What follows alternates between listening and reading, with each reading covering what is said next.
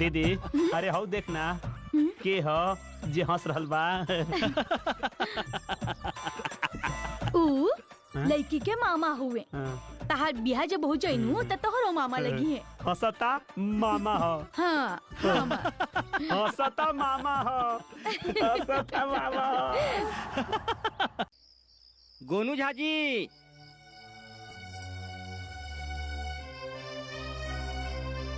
सुनतानी ए जी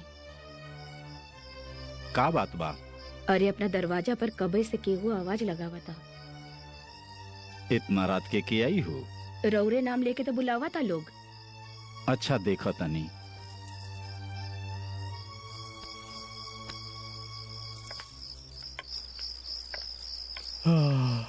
प्रणाम।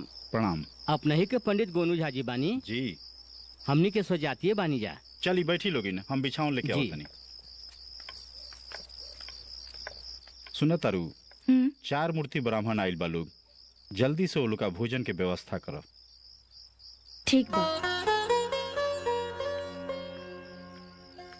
अब भोजन कइल जाओ। बड़ा कष्ट देने जा अपने सबन के। ना ना ई तो हमार सौभाग्य बा कि अपने सबन दरवाजा पर हमरा पधरले बनी। हाँ हाँ।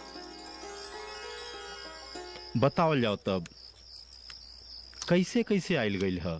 रउवे इलाका के ठाकुर बतौले ह कि अपने के लड़का के शादी करे के बाद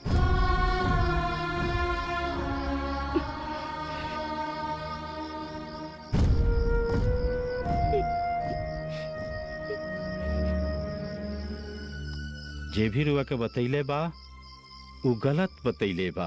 अच्छा हमनी के कोनो औलाद नहीं खे।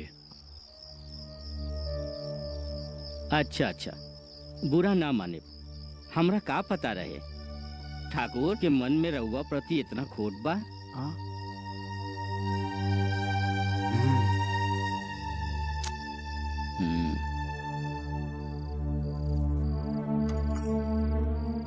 मौका अच्छा बा, माधो के शादी के बाद कुटुंब लोग से चला दी ना।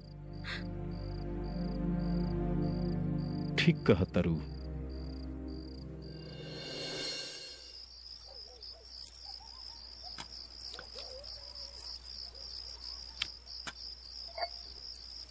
ना हो गई, बहुत हो गई। ना ना बहुत हो गई। रह दिए रह दिए।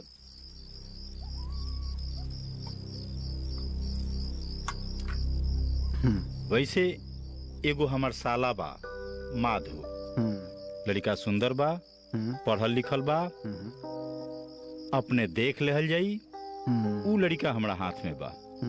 यदि रुआ चाहे तो ओकर शादी हम रुआ लड़की से कर सकतनी।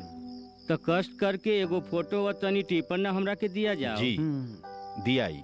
भोजन होखो। एगो लड़कियों के फोटो भेज देहल जाई। बहुत सुंदर, हम भेजवा देब।